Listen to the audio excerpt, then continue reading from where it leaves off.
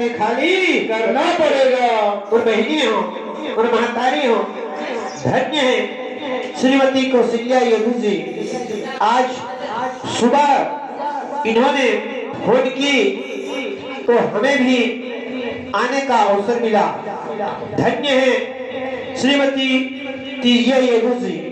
आज आपने समस्त परिवार गौरी गणेश के बादल को क्या तू संभालेगा, के बादल को क्या तू संभालेगा। इस दिन मालिक तुझे घर से निकालेगा, इस दिन मालिक तुझे घर से निकालेगा। इसका किराया पटाना पड़ेगा, काया कुटे खाली करना पड़ेगा। अरे मैं मुसाफिर निकलना पड़ेगा, काया कुटे खाली करना पड़ेगा। आएगी नोटिस जमानत न होगी, आएगी नोटिस जमानत न होगी। बल्ले में तेरी अमानत न होगी, बल्ले में तेरी अमानत न होगी। होकर के गैर तुम्हें चलना पड़ेगा, काया कुटी खाली करना पड़ेगा। अरे मैं मुसाफिर निकलना पड़ेगा, काया कुटी खाली करना पड़ेगा। बुंदाई हो महतारी हो, जब तक से मेरी माँ विशाखाबाई यदु जी जीवित रही तब तक अपने प्राण पति के लिए भोजन एवं जल की व्यवस्था, बिस्तर की व्यवस्था स्वयं करी। और बहनी हो, एक सास बहू को शिक्षा देती है कि ये बेटी तू मैके छोड़ करके यहाँ आई है, इसी घर में तुम्हें जीना है और अर्पण होनी है। इसलिए दो बात ध्यान दीजिए। श्रीमती तीजिया यदु जी दीदी हो, आप मन दो संकल्प दिवाली से याद करो बचपना ला।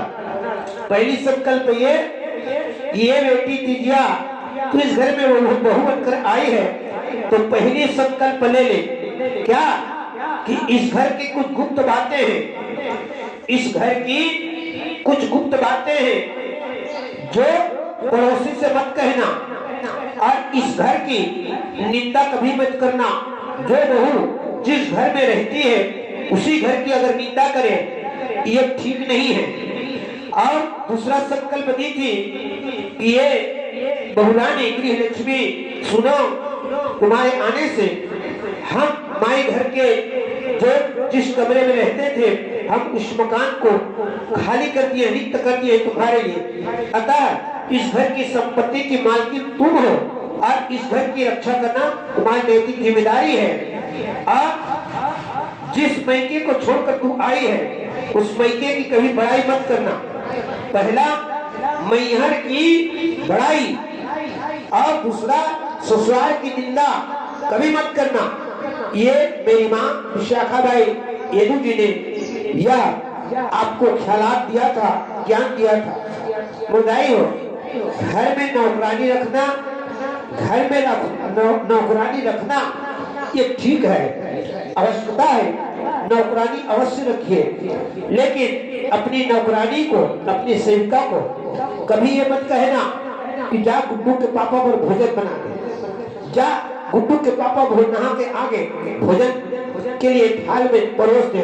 ये कभी भूल कर मत करना जिंदगी में। ये मेरी माँ एक नारी को अपनी बहू को शिक्षा देती है कि बेटी अपने पति के लिए अन्न अपने हाथ से बनाइए, अपनी पति के लिए भोजन अपने हाथ से परोसिए।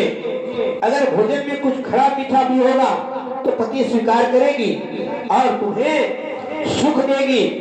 ये जीवन साथी और जीवन संगनी के मिलने का शुभ समय है अन्न, क्योंकि शास्त्रों में कहा गया है कि अपने पति को अन्न स्वयं के हाथों से भोजन करानी चाहिए।